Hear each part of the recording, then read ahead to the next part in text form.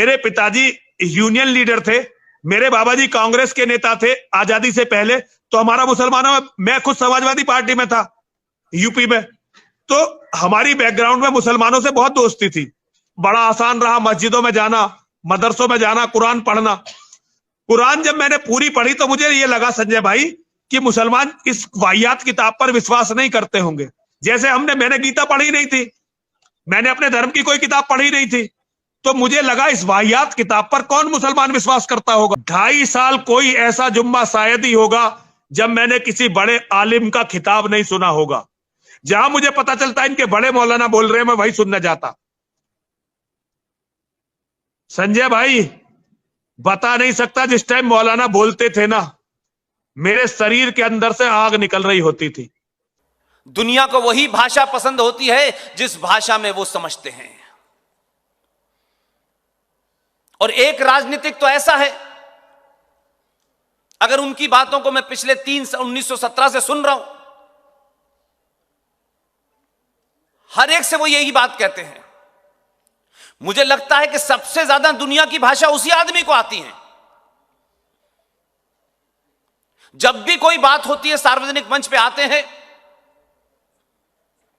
और यह फर्क है सफेद रंग की खादी पहनने में और गेरुआ वस्त्र पहनने में।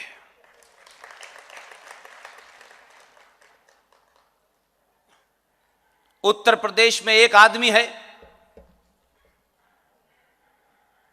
सुबह कब सोता है पता नहीं, कब उठता है पता नहीं। यह गेरुए वस्त्र का प्रताप है। पूरी दुनिया के लोगों को कहता है जिस भाषा में समझोगे उसी भाषा में समझा दूंगा। इतनी भाषाएं उसे आती हैं। जब मुझे लगा कि मैंने थोड़ा बहुत इस्लाम को समझ लिया, तब मुझे लगा कि यह धरती का कैंसर है। अगर इस कैंसर को नहीं हटाया गया तो धरती पर कुछ भी नहीं बचने वाला है। क्योंकि हर मुसलमान के जेहन में जो चीज है, जो उनके मौलाना बताते हैं, जो दिखाते हैं, किस तरह से हमें मारकर हमारी संपत्ति और औरतों को उन्हें जीतना है, और उसके बाद वो बताते हैं जन्नत के ख्वाब दिखाते हैं।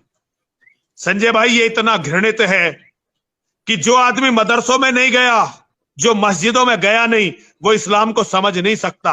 वीडियो की क्लिप देखकर या किताबें पढ़कर इस्लाम को समझा नहीं जा सकता। इस जहर को समझने के लिए एक एक मदरसे में जो हो रहा है उसे देखना पड़ेगा, एक एक मस्जिद में जो हो रहा है वो देखना पड़ेगा।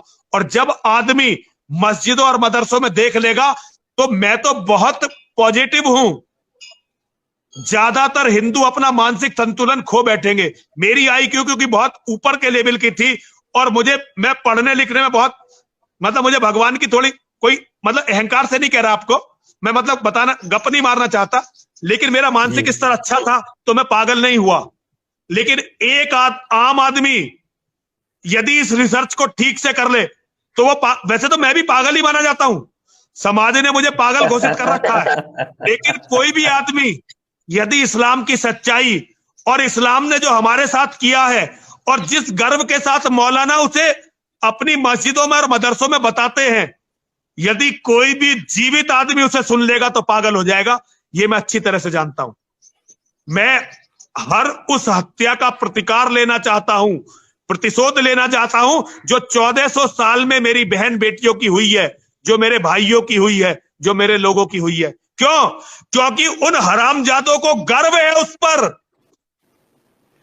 हरामजादे गर्व करते हैं मेरी बेटियों की लगी हुई मंडियों पर, वो गर्व करते हैं उन चिताओं पर जो मेरी बहन बेटियों को अपने आप जलानी पड़ी। शांत रहे, शांत वो गर्व से बताते हैं कि उन्होंने सोमनाथ कैसे तोड़ा, वो गर्व से बताते हैं कि राम मंदिर कैसे टूटा, वो गर्व से बताते हैं कि उन्होंने हमारे मंदिरों के साथ क्या किया। और जब वो गर्व करते हैं तो वो सारी चिताएं यहां जलती हैं, यहां पर।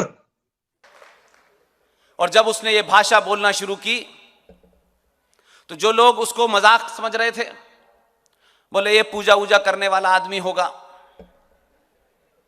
ये क्या हमें समझाएगा। उसने एक आदेश दिया, आंदोलन करिए, आंदोलन करना लोकतंत्र में आपका अधिकार है। आंदोलन करते करते अगर बस जला दी और रेल जल गई, पूरा वीडियो है मेरे पास, जो जो जलाते हुए जिस जिस पकड़ा गया पूरे पैसे वसूल करूंगा, इतना ही आदेश दिया।